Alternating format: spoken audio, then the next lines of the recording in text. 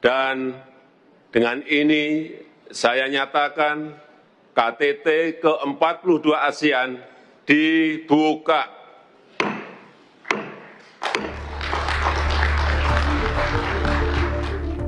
Puncak konferensi tingkat tinggi ke-42 ASEAN dimulai pada Rabu 10 Mei 2023 di Labuan Bajo, Manggarai Barat. Dihadiri kepala negara dan kepala pemerintahan dari 8 anggota ASEAN dan 1 calon anggota penuh ASEAN, pertemuan hari ini terbagi atas 5 sesi. Kecuali kepala pemerintahan Myanmar dan kepala pemerintahan Thailand, seluruh kepala negara ASEAN hadir dalam pertemuan Rabu ini. Presiden Joko Widodo memimpin pertemuan pleno pemimpin ASEAN. Selanjutnya, para pemimpin bertemu perwakilan pemuda, pebisnis, parlemen ASEAN. Para pemimpin juga bertemu dengan Satuan Tugas Tingkat Tinggi untuk Masyarakat Ekonomi ASEAN atau HLTF-AEC. Satuan tugas itu diminta para pemimpin merekomendasikan kebijakan dan langkah untuk memajukan ASEAN. Dalam pembukaan pleno KTT ASEAN, Presiden kembali menyinggung situasi geopolitik global dan kawasan. Para pemimpin ASEAN yang saya hormati, saat ini ekonomi global belum sepenuhnya pulih. Rivalitas semakin tajam. Dinamika dunia semakin tidak terprediksi. Dan yang menjadi pertanyaan, apakah ASEAN hanya akan menjadi penonton? Apakah ASEAN hanya akan diam?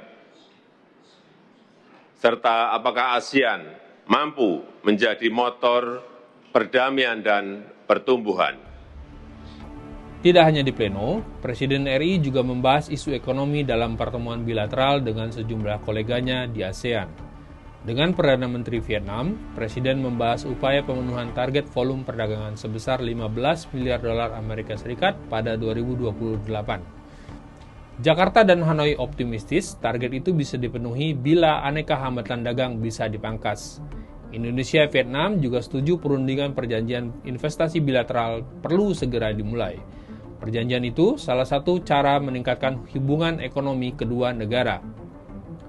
Isu lain yang dibahas dalam pertemuan bilateral itu adalah perbatasan. Indonesia dan Vietnam telah menyepakati perbatasan zona ekonomi eksklusif kedua negara.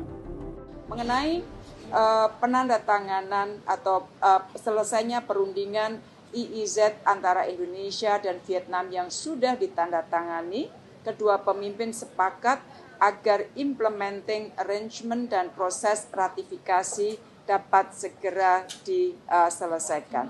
Sepanjang 2022, Indonesia Ocean Justice Initiative atau IOG menemukan setidaknya ada 438 kapal ikan Vietnam yang diduga melakukan penangkapan ikan secara ilegal di Laut Natuna Utara. Pertemuan bilateral antara pemimpin Indonesia dan Laos juga dilakukan sebelum KTT ASEAN. Dalam pertemuan itu, antara lain dibahas kerjasama bisnis kedua negara. Indonesia-Laos telah menjalin kerjasama bisnis dalam beberapa waktu terakhir.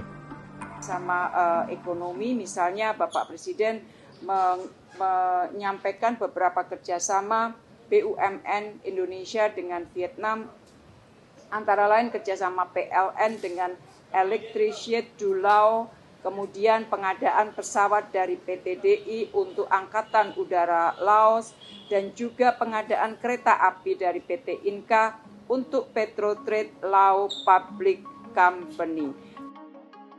Pembahasan kerjasama bisnis ini semakin ditingkatkan, mengingat perdagangan antar anggota ASEAN cenderung turun beberapa tahun terakhir. Mengacu pada data Sekretariat Jenderal ASEAN, dari 26% pada 2012, porsi perdagangan antar anggota dalam perdagangan internasional ASEAN tersisa 21% pada 2022. Sehingga ke depan ASEAN harus semakin memperkuat integrasi ekonominya, mempererat kerjasama inklusif, termasuk implementasi RCEP, dan memperkokoh arsitektur kesehatan, pangan, energi, dan stabilitas keuangan. Meski masih rendah dan ada sejumlah hambatan, perdagangan antar anggota ASEAN masih bisa terus ditingkatkan. ASEAN perlu terus menjaga kestabilan, keamanan, dan kedamaian kawasan agar Asia Tenggara bisa terus menjadi pusat pertumbuhan, epicentrum of growth.